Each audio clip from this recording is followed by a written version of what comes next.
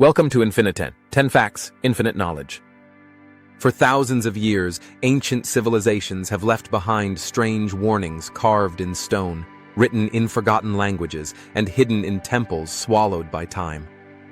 Some speak of floods, fire, and destruction. Others tell of wisdom long lost. But what if these weren't just myths? What if our ancestors were trying to warn us about something we still don't understand? Long before the story of Noah's Ark, the ancient Sumerians wrote about a catastrophic flood sent by angry gods to wipe out humanity. Their cuneiform tablets describe a man chosen to build a massive boat, a vessel meant to save life from the waters. The story is almost identical to the biblical flood, yet it was written 1,000 years earlier. Beneath the ruins of ancient Sumerian cities, archaeologists have found layers of flood sediment, evidence that something massive really did happen. Was it just a myth, or a memory of a warning humanity ignored once before? Thousands of years later, the Mayans left behind their own mysterious message, a calendar that ended in 2012. Millions feared it predicted the end of the world. But scholars now say it wasn't a prophecy of destruction, but of renewal, the end of one cycle and the beginning of another. Still, their texts mention the return of the lords of time when balance is lost. Maybe it wasn't about apocalypse at all, but a reminder that when we fall out of harmony with the world, it resets itself.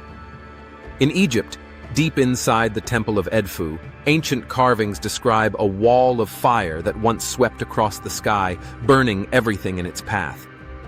The priests called it the Day of Burning. Modern scientists believe it could describe a massive solar flare, something we didn't even know existed until recently. What's even more chilling is that the texts warn it would happen again, when men forget the balance between earth and sky. Were these the first written records of a solar catastrophe, thousands of years before modern science? In Greece, the Oracle of Delphi was said to speak for the gods. For over 1,000 years, kings and generals sought her advice, and her predictions often came true. Scientists later discovered that the temple was built above a fault line, leaking gases that could cause hallucinations. But that doesn't explain how she foresaw wars and disasters decades before they happened. Maybe the oracle wasn't just breathing fumes. Maybe she was tuned into something humanity wasn't ready to understand. Across the ocean in Arizona, the Hopi people carved a message into stone known as the Prophecy Rock.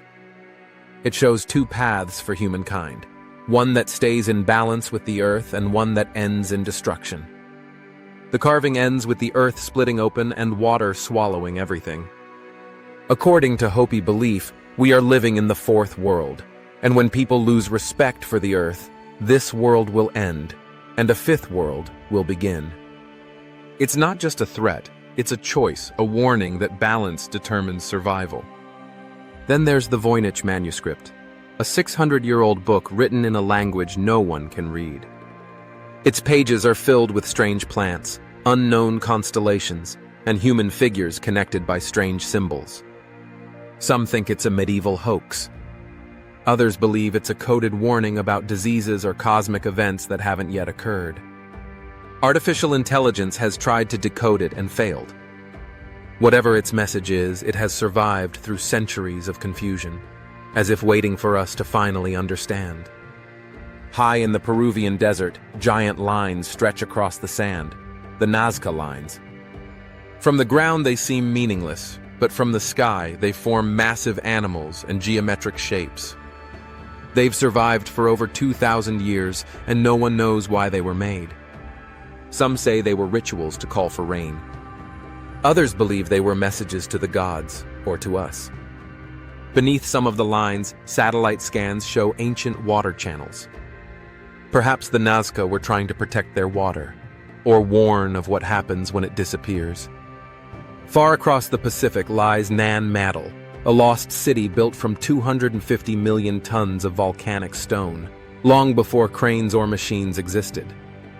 Legends say it was ruled by sorcerers who used sound and light to move the stones, but when they defied the gods, the ocean swallowed their city in one night.